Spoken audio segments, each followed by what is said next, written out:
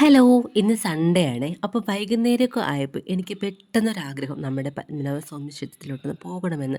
ശരിക്കും ഇത് ഞങ്ങൾ തൊഴുത് ഇറങ്ങിയതിന് ശേഷം ഉള്ള ഒരു കാഴ്ചയാണ് കേട്ടോ. ഞങ്ങൾ പോയപ്പോൾ ഒട്ടുമേ തിരക്കുണ്ടായിരുന്നില്ലേ. ശരിക്കും ഞങ്ങൾ ഒരു 5 മണിയൊക്കെ ആയ സമയത്ത് കയറിയിട്ടുണ്ടായിരുന്നു. അപ്പോൾ തിരക്കൊന്നും ഉണ്ടായിരുന്നില്ല. പെട്ടെന്ന് പോയി തൊഴാൻ പറ്റിയിട്ടുണ്ടായിരുന്നു. ക്യൂ ഒന്നും അധികം നിൽക്കേണ്ടി വന്നില്ല കേട്ടോ. അപ്പോൾ തൊഴുതിറങ്ങിയപ്പോഴത്തേക്കും അവിടെ ഭയങ്കര തിരക്കായി. പിന്നെ ഞങ്ങൾ കുറച്ച് നേരമൊക്കെ അവിടെ നിന്നു. അപ്പം നമ്മൾ തീർത്ഥക്കുളത്തിൽ പോയപ്പോഴത്തേക്കും ഒരു അമ്മാവൻ അവിടെ നിന്ന് കപ്പലണ്ടി കൊടുക്കുന്നുണ്ടായിരുന്നു മീനുകൾക്കൊക്കെ.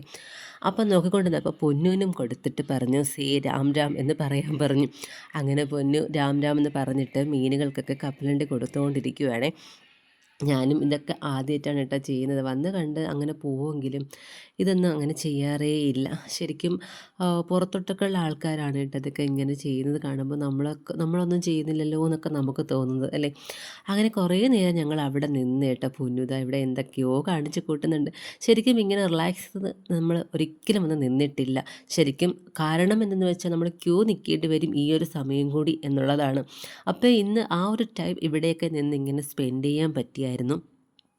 പിന്നെ ദാ നമ്മുടെ ഈ തീർത്ഥക്കുളത്തിൻ്റെ ഓപ്പോസിറ്റായിട്ട് ഒരു ശ്രീകൃഷ്ണ ക്ഷേത്രം ഉണ്ട് കേട്ടോ. ഇതിൻ്റെ മുമ്പിൽ കൂടി ഒരു 100,000 പ്രാവശ്യം പോയിട്ടുണ്ടെങ്കിലും ഇവിടെ ഇതുവരെയ്ക്കും ഞാൻ പോയിട്ടുണ്ടായിരുന്നില്ല. അപ്പം ഇന്ന് സമയം കിട്ടി കേട്ടോ. അപ്പോൾ അവിടെ ജസ്റ്റ് ഒന്ന് കയറി നോക്കാം എന്ന് വിചാരിച്ച് പോയതാണ്. അവിടെ പോയപ്പോഴത്തേക്കും ഉണ്ടല്ലോ എനിക്ക് അവിടുത്തെ കൃഷ്ണനെക്കാളും ഭയങ്കരമായിട്ട് ഇഷ്ടപ്പെടുത്ത അവിടുത്തെ രാധയാണ് കേട്ടോ. രാധ എന്ത് ഭംഗിയെന്നറിയാമോ ഒരുക്കി നിർത്തിയിരിക്കുന്നത്.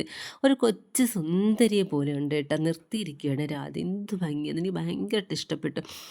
പിന്നെ അതിൻ്റെ മുകളിലൊക്കെ വേറെ എന്തൊക്കെയോ സംഭവങ്ങളുണ്ടെന്നൊക്കെ ഞാൻ പിന്നീടാണ് അറിഞ്ഞത്. അവിടെയൊന്നും പോകാൻ പറ്റിയില്ല.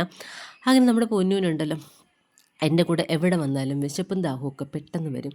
അങ്ങനെ ഞങ്ങളിത് അവിടെ അടുത്തുള്ള വെജിറ്റബിൾ ഹോട്ടലിൽ കയറി പൊന്നിന് അവളുടെ ഫേവറേറ്റ് ആയിട്ടുള്ള മസാല ദോശയും ഉഴുന്ന് വടയൊക്കെ വാങ്ങിക്കൊടുത്തിട്ടുണ്ടായിരുന്നു. പിന്നെ ഞാനും നോക്കിക്കൊണ്ടിരുന്നില്ല. ഞാനും ഒരു കോഫിയും ഒരു വടയും വാങ്ങിച്ചു.